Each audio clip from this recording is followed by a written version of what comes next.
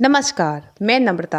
आज मैं आपको महाभारत के एक महत्वपूर्ण पात्र नकुल के बारे में कुछ विशेष जानकारियां देने वाली हूँ। चलिए शुरू करते हैं। नकुल 5 पांडवों में से चौथे और राजा पांडु की दूसरी पत्नी माद्री के जुड़वा पुत्र थे। उनका जन्म अश्वनी कुमारों के वरदान से हुआ था, जिसके कारण उन्हें आयुर्वेद का ज्ञान था।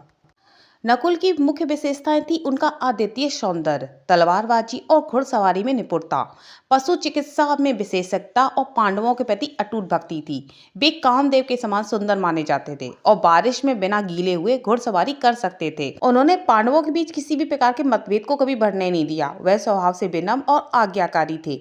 अज्ञातवास के दौरान भी नकुल ने अपना रूप छिपाने के लिए खुद पर धूल पोती और ग्रंथिक नाम के विराट की घुड़शाला में शाही घोड़ों की देखभाल के लिए वहां पर बने रहे। उन्होंने महाभारत के युद्ध में कई शक्तिशाली योद्धाओं जैसे कि शकुनी, विकर्ण और कर्ण के पुत्रों को हराया भी था।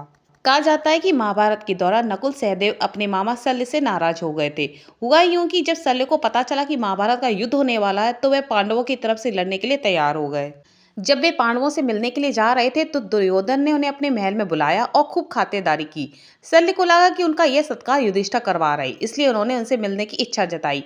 इससे मिलने से दुर्योधन ये कह चुके थे कि वे चाहे कुछ भी मांग सकते हैं। दुर्योधन ने उन्हें छल से अपनी सेना में शामिल कर लिया।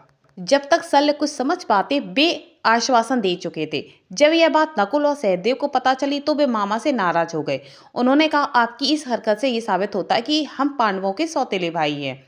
इस प्रकार शल्य को कौरव सेना के साथ जाना पड़ा। हालांकि अपने भांजों का गुस्सा शांत करने और अपनी गलती के प्रायश्चित के लिए उन्होंने कहा कि मैं आश्वासन देता हूं कि मैं अपनी गलती के प्रायश्चित के लिए महाभारत में कर्ण का सारथी बनूंगा और पूरे युद्ध में उसे हतोत्साहित ही करता रहूंगा।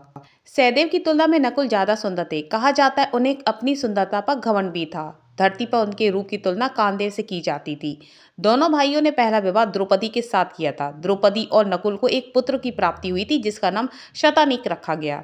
हालांकि इसके अलावा नकुल की एक और पत्नी करेणुमति भी थी और उन दोनों के पुत्र का नाम निर्मित्र था। कहा जाता है महाभारत का युद्ध खत्म होने के बाद पांडवों ने हिमालय की यात्रा शुरू की तो रास्ते में ही नकुल की मृत्यु हो गई थी। जब धर्मराज युधिष्ठिर ने उनकी मृत्यु का कारण जानना चाहा तो पता चला कि नकुल को अपने पूरे जीवन में इस बात का अभिमान था कि वह सबसे ज्यादा सुंदर है। इस तरह इन भाइयों की मृत्यु का कारण उनका घमंड ही हुआ है। कहा जाता है महाभारत में दुश्मनों की नाक में दम कर रखा था। ये बात तो और है कि उनके साहस का बखान बाकी योद्धा की तुलना में थोड़ा सा कम ही हुआ है।